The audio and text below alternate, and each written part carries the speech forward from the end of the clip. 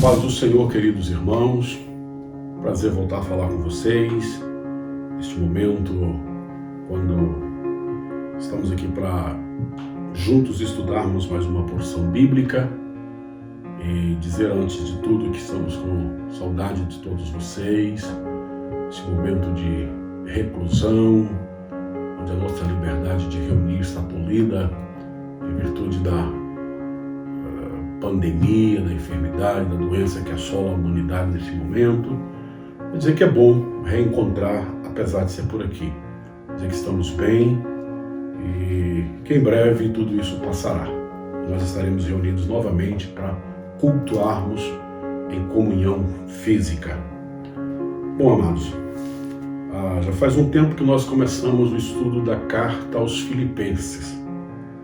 Recordo-me que com vocês nós estudamos o capítulo 1. Fizemos uma interrupção, ministramos dentro desse período outros temas, outros assuntos. Por 2 quartas-feiras nós não fizemos ministração, convidamos a igreja para uma família, com suas famílias, reunir nos seus lares para um culto de oração. E hoje nós aqui estamos, ou retornamos. Eu quero te convidar para o capítulo 2 da carta aos Filipenses, texto que eu quero ler neste momento.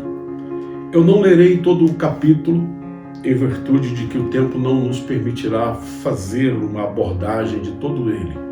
Eu lerei do verso 1 ao verso 11, que é uma primeira parte a qual nós pretendemos trabalhar neste momento. Vamos à leitura. Se você quiser apanhar a sua Bíblia e lê-la comigo, eu já tenho a minha aqui aberta. Filipenses, capítulo de número 2, verso 1 ao verso de número 11. Assim está escrito: exortação ao amor fraternal e à humildade. Se há, pois, alguma exortação em Cristo, alguma consolação de amor, alguma comunhão do Espírito, se há entranhados afetos e misericórdias, completai a minha alegria, de modo que penseis a mesma coisa. Tenhais o mesmo amor, sejais unidos de alma, tendo o mesmo sentimento. Nada façais por partidarismo ou vanglória, mas por humildade, considerando cada um os outros superiores a si mesmo. Não tenha cada um em vista o que é propriamente seu, senão também cada qual o que é dos outros.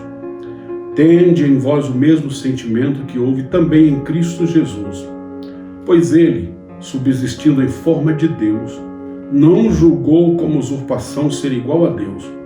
Antes a si mesmo se esvaziou, assumindo a forma de servo, tornando-se em semelhança de homens, e reconhecido em figura humana, a si mesmo se humilhou, tornando-se obediente até à morte e morte de cruz. Pelo que também Deus o exaltou sobremaneira, e lhe deu o nome que está acima de todo nome, para que ao nome de Jesus se dobre todos os joelhos nos céus, na terra e debaixo da terra, e toda língua confesse que Jesus Cristo é Senhor, para a glória de Deus Pai. Bom, queridos, me recordo que na introdução desse estudo nós trabalhamos de forma a ficar claro que a igreja na cidade de Filipos foi uma igreja onde o apóstolo, o missionário Paulo, sofreu muitas perseguições, muitos problemas, muitos conflitos, aprisionamento, espancamento, quando da abertura da mesma. Mas, apesar das circunstâncias por ele vivida nesta cidade, a igreja que leva o nome da cidade onde ela estava estabelecida era uma igreja que Paulo tinha um apreço profundo por ela, um carinho muito grande, gozava de um relacionamento muito pleno, muito afetuoso com o seu pastor, o Paulo. Era uma igreja que constantemente, ou que nutria uma preocupação com a manutenção do seu ministério. Embora quando ele escreve essa carta, ele está preso, e é nessa circunstância que esta igreja demonstra o seu grande amor pelo seu pastor, pelo seu fundador, que é o apóstolo. No capítulo 2, nós vamos ver Paulo, enquanto na prisão, ele recebe enviado desta igreja um emissário cujo nome é Epafrodito, que vai a Paulo levando suprimento, recursos, dinheiro para seu sustento, para sua manutenção. Só que Epafrodito, ele vem a Paulo não apenas trazendo recursos, ele traz informações do que se passava com esta igreja. Esta igreja estava também enfrentando sérios problemas. Era uma igreja que havia sofrido muitos ataques internos. Agora ela está sofrendo de ataques, aliás, ela havia sofrido muitos ataques externos. Agora ela está sofrendo de ataques internos. Havia contendas entre os irmãos, havia divisões. E aí a estrutura desta igreja está sendo abalada, comprometida. A preocupação do apóstolo, então, é trabalhar para restaurar a comunhão dos irmãos. Nós vamos encontrar um conselho do apóstolo aconselhando duas irmãs para, embora ele não manifeste o problema que havia entre as mesmas, mas percebe-se que havia um desentendimento, um desacordo, e por certo isso estava afetando esta igreja. E ele está aconselhando as mesmas a terem o mesmo sentimento. Conselho esse que ele dá a toda esta igreja. O que nós entendemos é que o que podemos aprender, queridos, é que unidade não é o mesmo que uniformidade. Assim como comunhão não é o mesmo que reunião. O que tem gerado muita confusão em muita gente em nossos dias. A verdadeira união é espiritual. Ela vem de dentro, nasce no coração. Enquanto que a uniformidade é resultado das pressões externas. Por certo, estava vendo naquela igreja alguns membros arrogantes, petulantes, aos quais faltava-lhes humildade. Elemento imprescindível para se viver em comunhão.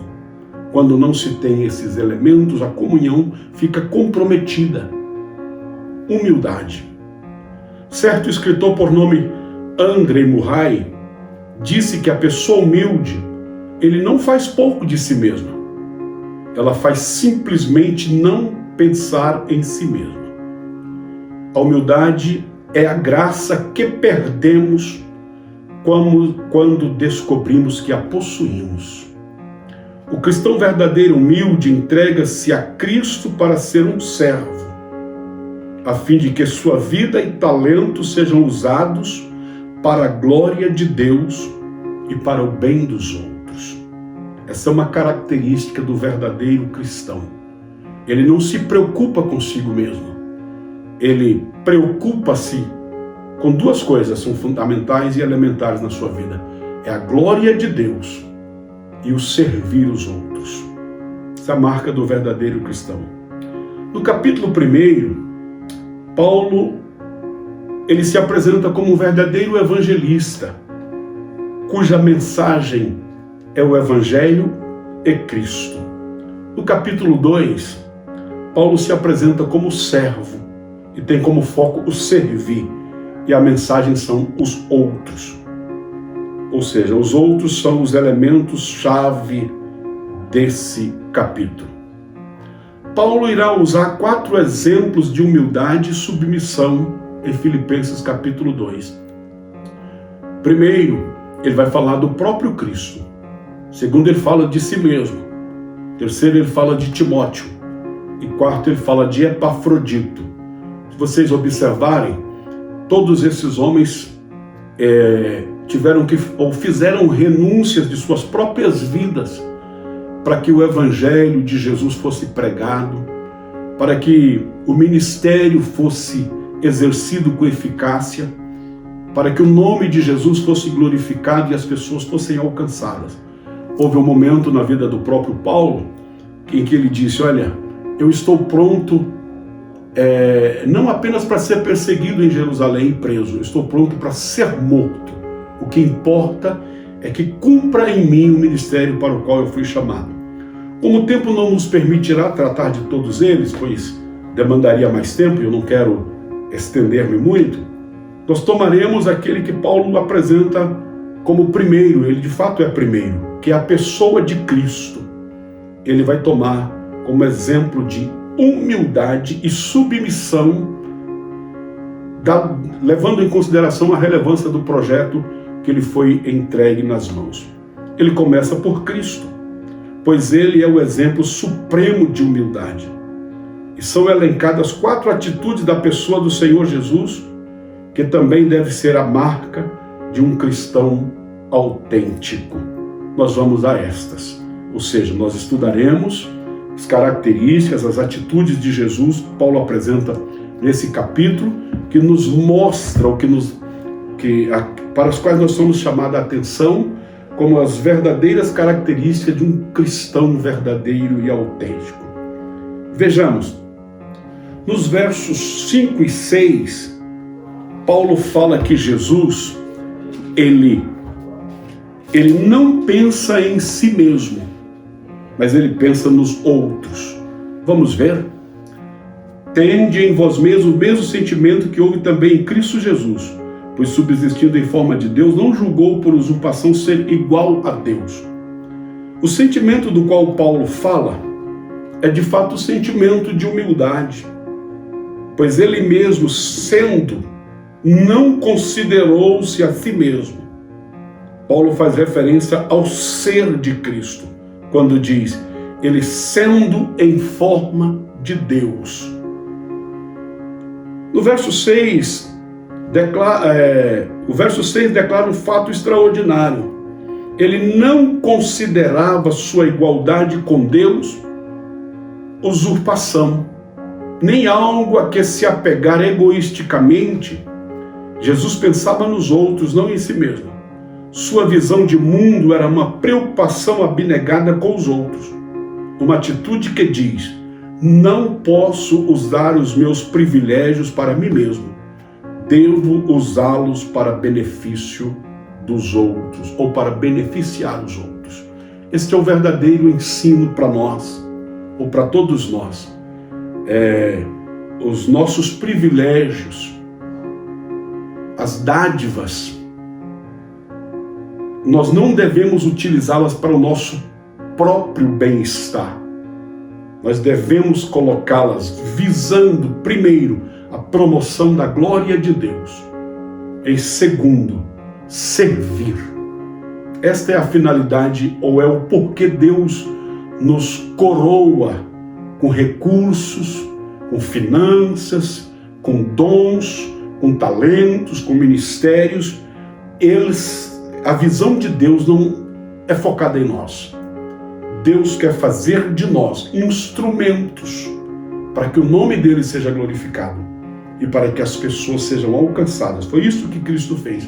Ele não usurpou ser igual a Deus. Sendo Deus, ele abriu mão disso para servir os homens, pensando nos outros, pensando em nós.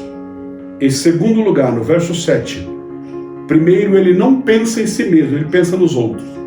Segundo, ele serve. Vejamos. Pensar nos outros apenas no sentido abstrato não é o suficiente. Devemos considerar a verdadeira essência, o serviço, servir de servo, ou servir, ser servo, foi o que fez Jesus. Ou seja, considerar apenas o sentido no abstrato não é o suficiente.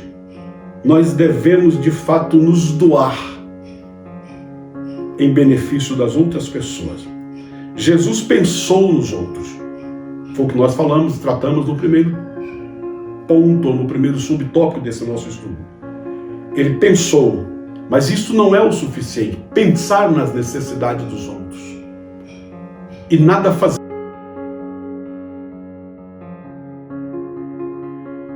Ele veio servir. Jesus pensou nos outros e se tornou um servo destes. Paulo acompanha passo a passo da humilhação de Jesus. Primeiro, Jesus esvaziou-se, colocou de lado como uso independente os seus atributos divinos. Ou seja, ele abre mão. Sendo Deus, ele se faz homem. Ele não deixou de ser Deus, mas os seus atributos ficaram, não fez uso dos mesmos para servir as pessoas. Em segundo lugar, ele tornou-se humano permanentemente em um corpo físico sem pecado. Ou seja, Deus se humanizou para servir. Usou esse corpo para ser servo. Levou esse corpo à cruz e morreu voluntariamente. Primeiro, ou seja, na busca por servir, Jesus esvaziou, tornou-se humano, usou esse corpo para ser servo e levou esse corpo ao madeiro, à cruz, e morreu voluntariamente. Que graça maravilhosa! Do céu à terra, da glória à vergonha, de senhor a servo, de vida à morte e morte de cruz. Jesus se humilhou para nos exaltar. Observemos que no verso de número 7, Paulo volta a usar o termo forma, a expressão exterior da natureza interior. Jesus não fingiu que era um servo, nem fez o papel de um servo como se fosse um ator. Ele se tornou verdadeiramente um servo. Essa era a expressão autêntica de sua natureza mais íntima, servo. O que todos nós devemos ser. Dentro do que Paulo coloca aqui nesse capítulo, Jesus se fez homem e se fez servo e se fez homem. A proposta de Deus é que todo homem deve ser servo. Ele foi o homem-Deus, a divindade e a humanidade unidas em um só ser. Ele veio como servo. Ao lermos os evangelhos, vemos como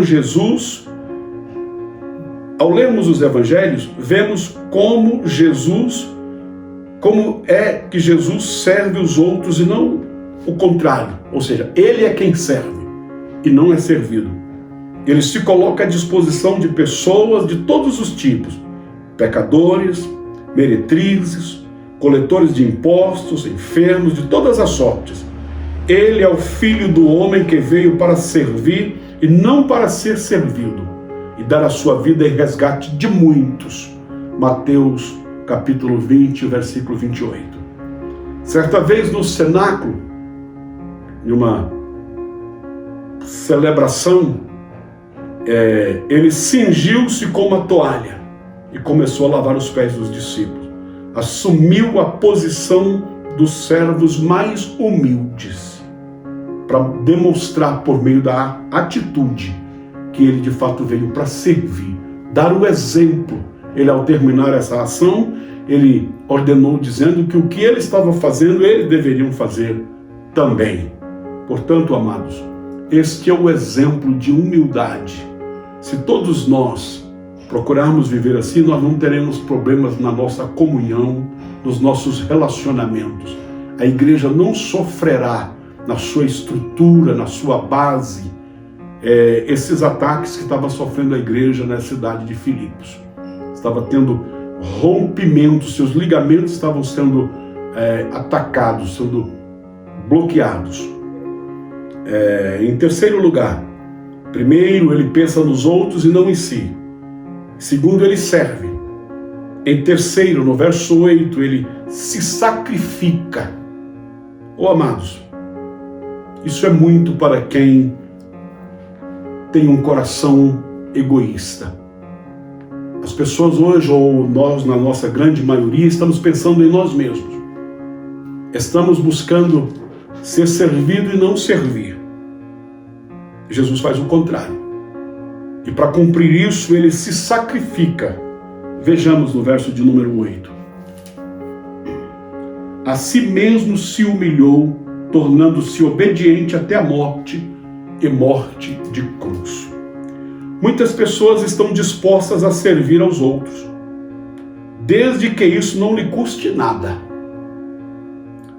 Mas se precisar pagar algo para isso, perdem a disposição.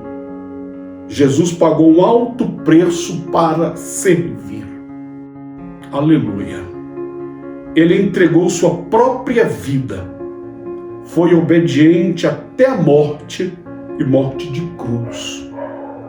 Ele não morreu como um mártir, mas como um salvador, entregou-se voluntariamente pelos pecados dos outros. Ele assumiu o nosso lugar. Ele pagou a nossa dívida. Ele levou sobre si os nossos pecados. A nossa culpa, a nossa vergonha estava sobre ele. E é por isso que o profeta messiânico, o profeta Isaías diz: pelas suas pisaduras fomos sarados. Ele levou sobre si a nossa culpa, a nossa dor e a nossa vergonha.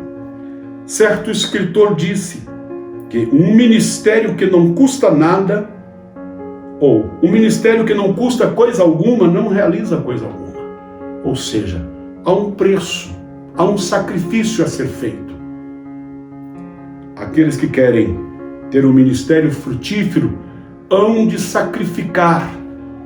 Eu não gosto muito da expressão pagar um preço. Aqui está falando do exercício, da renúncia que se deva fazer para que o propósito de Deus, para que o ministério seja realizado, para que os objetivos sejam alcançados, e cuja finalidade é a glória de Deus. Tem muita gente até querendo e obtendo bons resultados com uma finalidade errada, fazendo a coisa certa com o propósito errado. A glória não é para Deus. E isto não é realização ministerial. Pode ser chamado de qualquer coisa, mas fruto do ministério promove a glória de Deus. Conta-se que um missionário que participava de uma festa religiosa aqui no Brasil ia andando no intervalo das atividades, observando as barraquinhas e os produtos que as mesmas dispunham, colocando-se à venda, em uma delas ele viu um cartaz que dizia: cruzes em promoção. Ele pensou consigo mesmo: é exatamente isso que muitos cristãos procuram hoje. Cruzes que não lhe custe quase nada. A cruz de meu Senhor custou caro. Por que minha cruz teria que ser diferente? Esta é a pergunta que ele sai fazendo para si mesmo. É uma história, uma ilustração, não sei se verdadeira, segundo o autor de um comentário que eu estive consultando.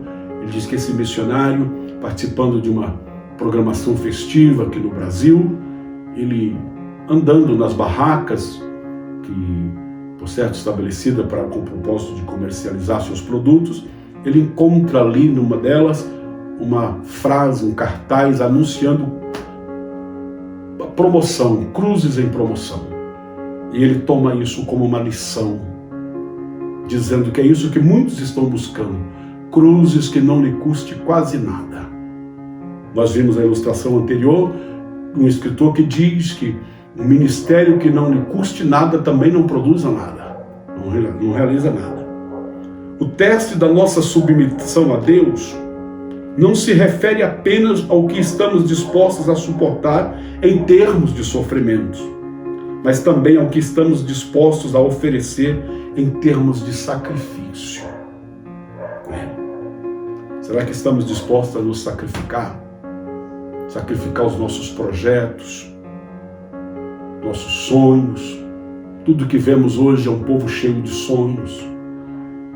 A cada dia os sonhos são mais alimentados. E não falta aqueles que utilizam-se de textos bíblicos, histórias bíblicas, como a história de José, por exemplo, para estimular o sonho, dizendo que os sonhos são sonhos de Deus. E por aí vai. Um dos paradoxos da vida cristã é que, quanto mais damos, mais recebemos. Quanto mais nos sacrificamos, mais Deus nos abençoa.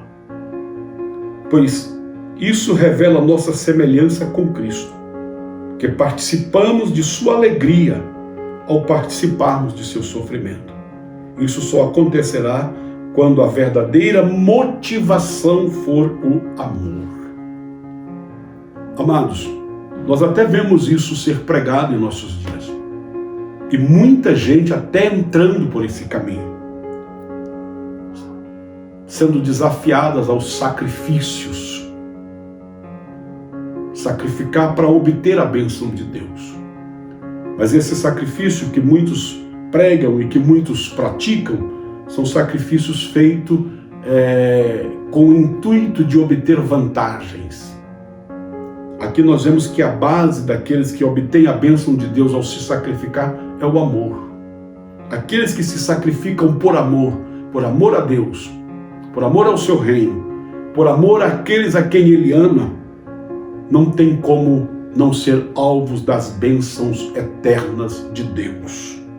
Então, quanto mais nós nos sacrificamos por esta causa, mais nós atrairemos o coração do dono desta causa. Mais nós atrairemos os olhos do dono desta causa. Mais nós atrairemos as mãos abençoadoras do dono desta causa. Ele não nos ignorará. Ele abençoa aqueles que se sacrificam por amor e não por ganância. Não entremos nessa. Vamos nos sacrificar porque Deus abençoa. Deus vai te dar isso, Deus vai te dar aquilo. Deus já te deu tudo o que você precisa. Ele nos deu o seu Filho para morrer em nosso lugar. Em quarto e último lugar, falando da pessoa de Cristo, que é o exemplo supremo de humildade, de submissão ao projeto de Deus, ele glorifica a Deus. Primeiro, ele não olha para si, ele olha para os outros. Segundo, ele serve os outros. Depois, ele se sacrifica pelos outros. E tudo isso que ele faz cumpre aquilo que dissemos no começo. Ele faz pelos outros e para a glória de Deus. Do verso 9 ao verso 11, vejamos como está escrito. Pelo que também Deus o exaltou sobremaneira. Ele deu o nome que está acima de todo nome, para que ao nome de Jesus se dobre todo o joelho nos céus, na terra e debaixo da terra. E toda língua confesse que Jesus Cristo é Senhor, para a glória de Deus Pai. Ou seja, tudo que ele fez visa a promoção da glória de Deus. Este, evidentemente, deveria ser o objetivo maior de tudo o que fazemos: glorificar a Deus. A exaltação de Cristo começou com a sua ressurreição. Quando os homens sepultaram o seu corpo, foi a última coisa que mãos humanas lhe fizeram. Desse ponto em diante, foi Deus quem assumiu o controle. Foi Deus quem passou a agir, quem passou a operar. Foi como se Deus dissesse assim: a partir de agora é comigo.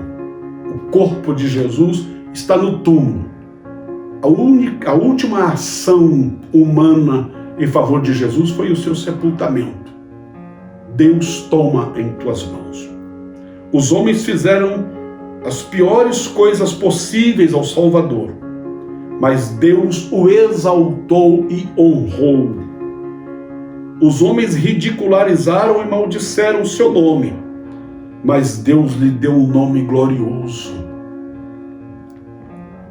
Se em sua humilhação ele foi chamado Jesus, foi na sua humanização, foi o nome humano, terreno de Cristo aqui na terra, em sua exaltação ele recebeu o nome Senhor. Aleluia. Ressuscitou dentre os mortos e voltou em vitória para o céu, elevando-se ao trono do Pai. Quem fez isso? Não foram mais as mãos humanas, nem tampouco o Jesus humano. Deus fez. O que está escrito. Pelo que também Deus o exaltou sobremaneira. Deus tomou em suas mãos. Sua exaltação inclui a autoridade soberana sobre todas as criaturas no céu e na terra. e debaixo da terra. Todos se prostrarão diante dele. Um dia, todos hão de se prostrar diante dele e confessar que ele é Senhor. Aleluia. Queridos, aqui nós estamos falando da prostração final, que um dia todos prostrarão diante dele e declararão que ele é Senhor.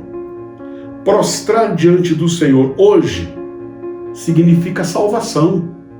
Para aqueles que se prostram e que reconhecem que ele é o Salvador, que é Deus que se fez carne, mas que aceita ele ser Senhor da sua vida, significa ser salvo. Quem sabe é o que você precisa fazer? Deixar que ele seja de fato o Senhor da sua vida.